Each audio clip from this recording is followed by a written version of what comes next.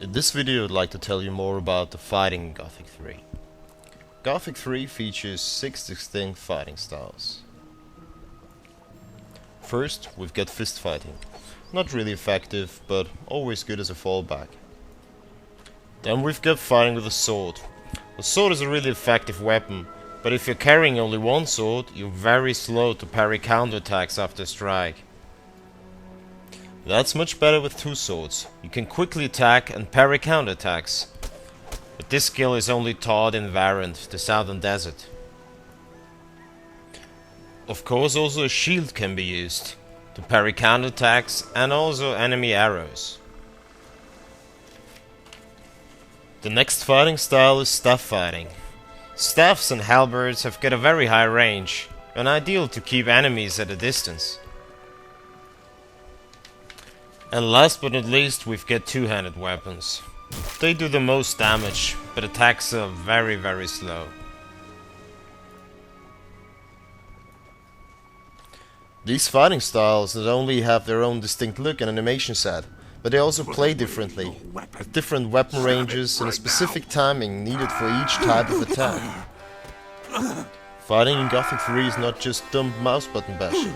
You've got several attacks for each fighting style available, each with advantages and disadvantages, depending on the situation and of course your enemy. Besides a quick and a normal attack, we have heavy attacks and also stab attacks in the game. A heavy attack takes longer to prepare than a quick attack, so while you're winding up for a heavy whirlwind attack, for example with two swords, you're vulnerable for quick attacks from your enemy. Fighting in Gothic 3 requires more tactical thought and is more action-oriented. You have to read the body of your opponent to pick the right attack or to parry at the right time.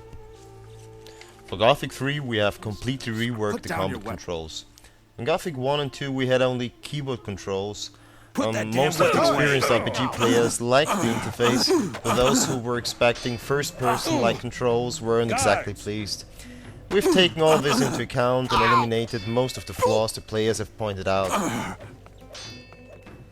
And so in Gothic 3 combat is now controlled completely with the mouse, using combinations of left and right mouse buttons to attack and to parry, and there is an intuitive softlock system for targeting enemies. Depending on which button you press and how long you're holding it down, the hero will perform different actions. Equipping and changing weapons in Gothic 3 is now really easy and intuitive.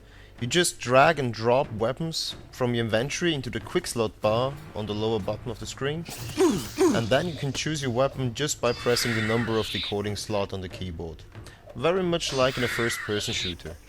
That makes the interface not only very easy to use, but also players that are new to Gothic will immediately know how to control the game. Although Gothic 3 can be played in both the third and the first-person perspective, the third-person perspective is the preferred method. This view gives the player many advantages, especially when fighting against multiple enemies, which will happen quite often in the game. The collision system, when a weapon hits an enemy, is modeled realistically, so that when a weapon is swung, you'll hit all enemies standing in range of the weapon with one blow. Another special thing about Gothic 3 is that after knocking a human or an orc down during combat, it's up to you whether you finish him or you just leave him lying there unconscious. If you decide to kill him and somebody's watching you, you're known as a murderer afterwards, and the people in that town will attack you. So always think before you act, because in Gothic 3 every action has a consequence.